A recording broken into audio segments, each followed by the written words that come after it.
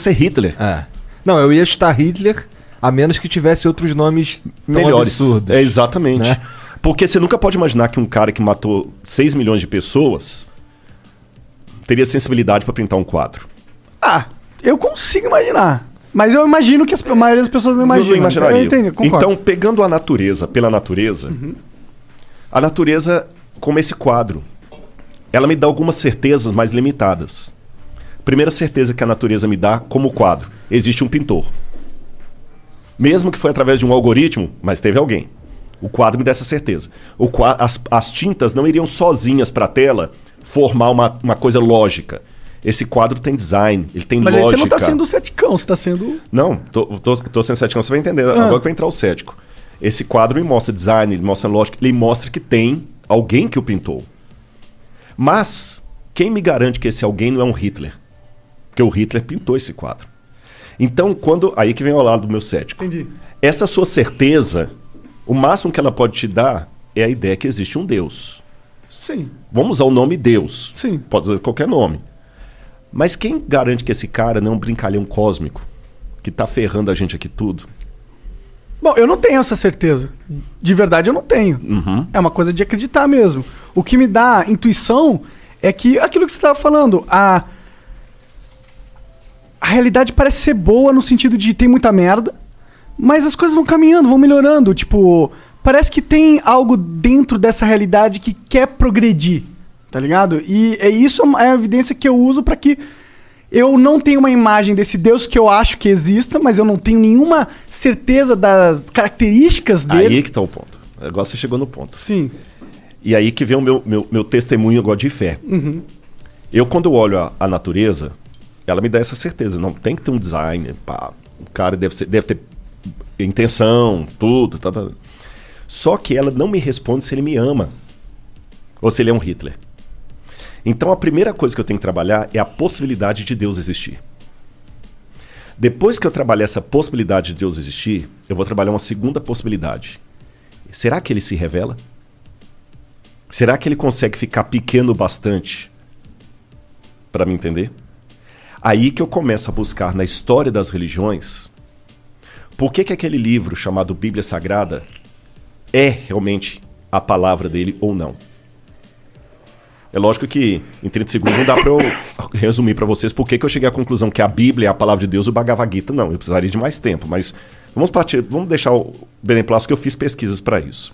E eu cheguei à conclusão racional que a Bíblia é a palavra revelada de Deus. E essa palavra revelada de Deus, ela não me disse apenas informações sobre Deus. Ela me contou a história dele. E ao contar a história dele, aí vem todo aquele esquema que eu falei de Cristo na cruz, enviado e tudo, eu descobri a coisa mais linda que eu podia descobrir. Que Deus, ele responde à minha ansiedade contraditória. Vou explicar por quê. Se eu for pro lado do ateísmo, vamos abrir o jogo. O Fernando Pessoa dizia: o que é o ser humano senão um cadáver adiado que procria? É isso que a gente é, você entendeu? É um corpo que faz sexo até morrer. Acabou. Por isso que muitos são da escola pessimista e tudo mais, porque a realidade é essa. Por mais que alguns queiram...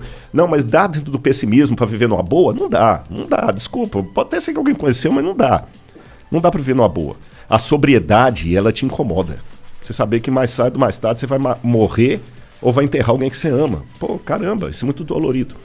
Por outro lado, se eu for pro lado do teísmo, que é chamado crer no Supremo, mas ficar só com o quadro não me diz se quem pintou foi uma freira que eu poderia levar para minha casa e que ia cuidar de mim se eu estivesse doente, ou se era um maníaco como o austríaco que matou 6 milhões de caras, porque os dois podem pintar quadro. Então eu preciso de algo a mais desse Deus, além da certeza que ele existe. E esse algo a mais, ele vem de uma coisa que o Karl Rahner, que é um teólogo formidável, católico, morreu nos anos 70, Karl Rahner chamava de transcendental, existencial transcendental. O que é isso? Santo Agostinho dizia, existe um vazio com forma de Deus no coração humano.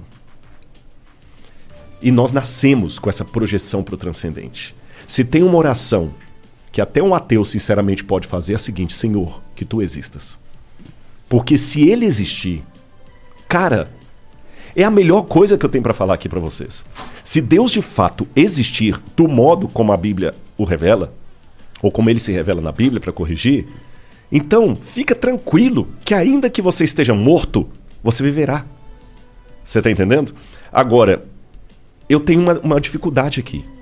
Porque se Deus criou o universo, ele tem que ser muito maior do que o universo. Veja, ele não pode nem pensar, nem raciocinar. Ele sabe. Ele não raciocina. Ele é. Ele é. Ele nem existe. Que existere significa algo extraído de algo. Ele é. Ele é muito... Não tem nem como imaginar Deus. Você está entendendo? Qualquer coisa que eu falar dele, eu vou falar do que ele não é, porque o que ele é ninguém sabe. Eu preciso desse Deus supremo para fazer sentido com a criação do universo e tudo que eu estou falando com você. Senão ele vai ser Odin, vai ser o pai de Thor. Sim, ele vai ser um ser humano. Um ser humano deificado. Mas, por outro lado, ao mesmo tempo que eu preciso dessa imagem grandiosa de Deus, caramba, eu falei da minha depressão, acho que já está na hora de eu entrar nesse assunto. Há momentos em que você quer ser abraçado por Deus. Mas como é que você pode abraçar o transcendente? Como é que a eternidade pode caber no meu coração? Ele é tão grandioso. Aí eu descobri uma coisa. O Martinho Lutero dizia o seguinte: os homens usam máscara para esconder o rosto deles. Deus é tão grandioso que ele usa uma máscara para se revelar. Porque a maneira de Deus se mostrar é se escondendo. Então, de novo, vou contar outra historinha. Um camarada tinha um aquário com aqueles peixes com água salgada do mar. E toda hora que ele ia colocar a comida ali, os peixes fugiam dele. Pô, mas que saco, eu gasto um dinheirão e tudo. Aí o colega falou: pai, só tem um jeito desses peixes não fugirem. Eles têm que comer, isso é muito grande para eles. Ele falou: qual que é o jeito? Ele falou assim: se você virar peixe e entrar aí dentro. Deus se encarnou. O Evangelho de João começa... O grego é muito lindo, não é para exibir, né? João fala assim: enachen hologos, kai hologos en proston theon. No princípio era o verbo, e o verbo estava com Deus, e o verbo era Deus. E o verbo se fez carne e habitou no meio de nós. E vimos a sua glória, glória como do unigênito do Pai. Então Cristo é Deus em forma humana, de uma maneira que eu possa abraçá-lo. Paulo fala que ele se esvaziou, kenosis. Então, embora ele ainda tenha toda a plenitude da divindade no corpo dele, ele é tátil. E ele deixou as marcas dele na história. E vem a arqueologia. Eu fui lá, eu vejo as coisas. Ele passou na história, ele deixou o testemunho, o rastro dele ficou aqui. O DNA, entre aspas, né? Ficou aqui. E quando você se apega a essa fé que é racional, porque se não for uma fé racional, ela é crendice, é fideísmo. Soren Kierkegaard. Não é crendice. Eu sou crente, eu não sou crédulo. Cara, essa fé entra na sua cabeça e ela pega... Aí eu não me peço explicação que eu não vou saber dar. É o que eu falei, é o sabor, você não consegue. Ela pega a sua mente, mas ela pega também o seu coração. E você, com base em tudo isso, ouve aquela voz falando assim: filho, eu tô aqui. Eu te amo. E essa voz fica o tempo todo mostrando sinais.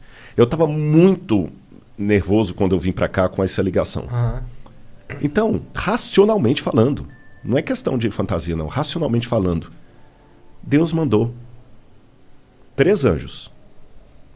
Mas quando eu falo anjo aqui, não estou falando anjo com asa, apareceu não. São 3 seres humanos, mas que naquele momento que a palavra ângelo significa enviado, ele mandou um...